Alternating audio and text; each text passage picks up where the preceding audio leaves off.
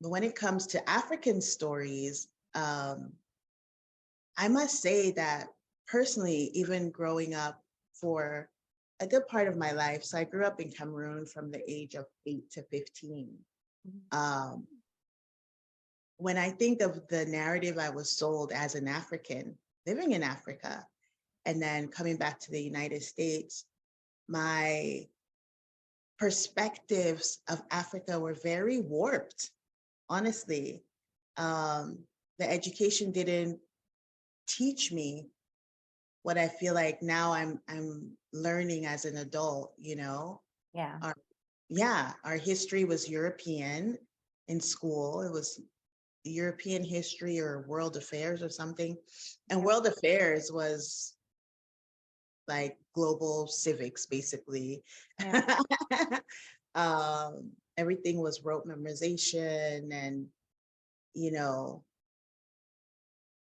I think that at this time, a lot of us are doing the work to really learn about our history and culture. And it's so important. Do you have any thoughts on that? Yeah, I mean, completely hear you there, right? Because so for me, I grew up in Cameroon until from birth until I was 18. And so all of my elementary, middle, and the equivalent of high school education was in Cameroon. Um, and I had the same experience because even in my case, when I came along, we had what we call Cameroon history, then African history, and then world history.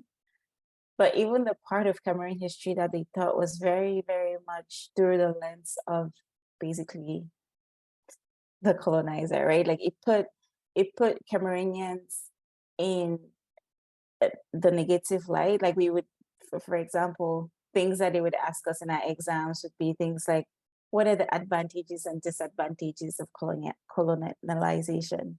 As if those are two things that like equally, or even like in hindsight, what a ridiculous prospect, right? To be talking about advantages of colonization Mhm. as the group that was colonized, you know? And so the fact that that was the lens through which we saw the world, or that our education helped us see the world, just made it warp this perspective that we have of ourselves and really in relation to non-Cameroonians or like non-Africans. Mhm. Um, and so to your point, moving to the US and like existing here and building life here, there are a lot of things that I've had to learn and unlearn about myself, about the place I came from, about the people that I come from. So completely hear you there. And definitely, I think those are things that we need to challenge about our educational system back home and like start to change so that the children who are coming after us have really kind of a better chance in the world.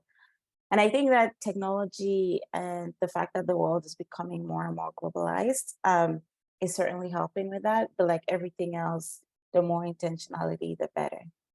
Well, wow, wow. You know, now hearing it from the perspective of someone who went through what, 12, 16, how many years of education in Sounds like Cameroon? 15, yeah, 3 to 18, yeah.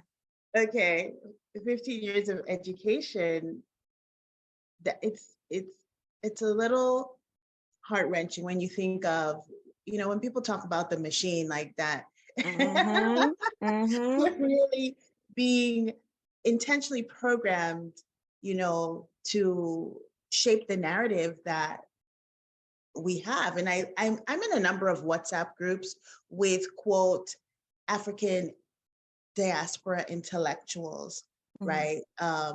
Some of them are just like cultural groups or whatever. And a lot of times the conversation really makes me uncomfortable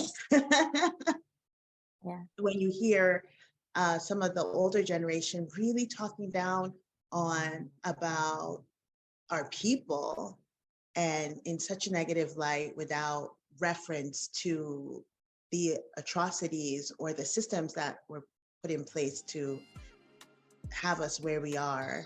Um, I think it's something that really needs to be examined. Anyway, that's why we're here, Break the Code.